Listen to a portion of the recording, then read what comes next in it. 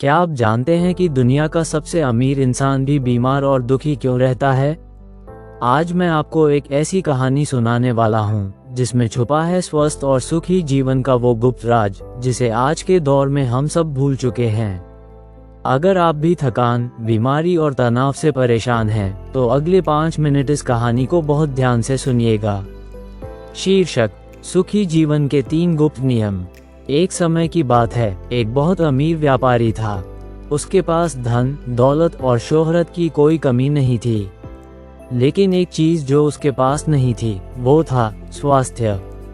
उसका शरीर रोगों का घर बन चुका था। उसे न रात को चैन की नींद आती थी, न दिन में भूख लगती थी। दुनिया के बड़े बड़े वैद्यों से इलाज करवाया और नतीजा कुछ नहीं निकला। अंत में किसी के कहने पर वो पहाड़ियों में रहने वाले एक तेजस्वी सन्यासी के पास पहुंचा। व्यापारी ने सन्यासी के चरणों में गिरकर कहा, महाराज, मेरे पास सब कुछ है और मेरा शरीर मेरा साथ नहीं दे रहा। मैं हर समय थकान और बीमारियों से घिरा रहता हूँ। क्या कोई ऐसा चमत्कार है जो मुझे फिर से जवान और स्वस्थ बना दे?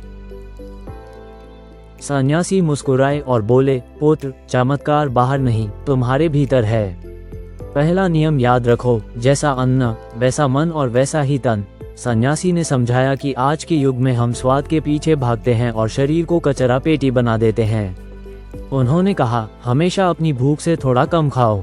ताजे और जीवित भोजन जैसे फल और सब्जियों को अपनाओ। इसके साथ ही रात को तांबे के लोटे में पानी भरकर रखें और सुबह खाली पेट उसे पिएं। ये शरीर के विषैले तत्वों को बाहर निकाल देता है। व्यापारी ने पूछा, महाराज, मुझे रात भर नींद नहीं आती, मन बेचैन रहता है। सन्यासी बोले, नींद इसलिए नहीं आती क्योंकि तुम्हारा मन बोझ से दबा है। दूसरा नियम है, सोने से पहले मन को खाली करना। सोने से 2 घंटे पहले अपने काम की बातें छोड़ दो। अपने पैरों के तलवों पर तिल के तेल की मालिश करो। इससे दिमाग की नसें शांत होती हैं और शरीर गहरी निद्रा में चला जाता है। गहरी नींद ही शरीर की सबसे बड़ी मरम्मत, रिपेयरिंग है। सन्यासी ने व्यापारी की आंखों में देखकर कहा। तीसरा और सबसे जरूरी नियम, शरीर से श्रम और हृदय से सेवा। तुमने धन कमाया तो पैदल चलना छोड़ दिया, पसीना बहाना छोड़ दिया। याद रखना, जो शरीर पसीना नहीं बहाता, उसे बीमारियां बहा ले जाती हैं। रोज कम से कम 30 मिनट योग या प्राणायाम करो। व्यापारी ने सन्यासी की बातों को पत्थर की लकीर मान लिया। 1 महीने बाद जब वह वापस आया तो वह बिल्कुल बदल चुका था। उसके चेहरे पर तेज था और शरीर में स्फूर्ति। उसने समझ लिया था कि असली धन सोना चांदी नहीं, बल्कि एक स्वस्थ शरीर है। तो दोस्तों, इस कहानी से हमें ये सीख मिलती है कि हमारा स्वास्थ्य हमारी अपनी आदतों के हाथ में है। अगर आप भी इन 3 नियमों को अपनाते हैं तो कोई बीमारी आपके पास नहीं फटकेगी।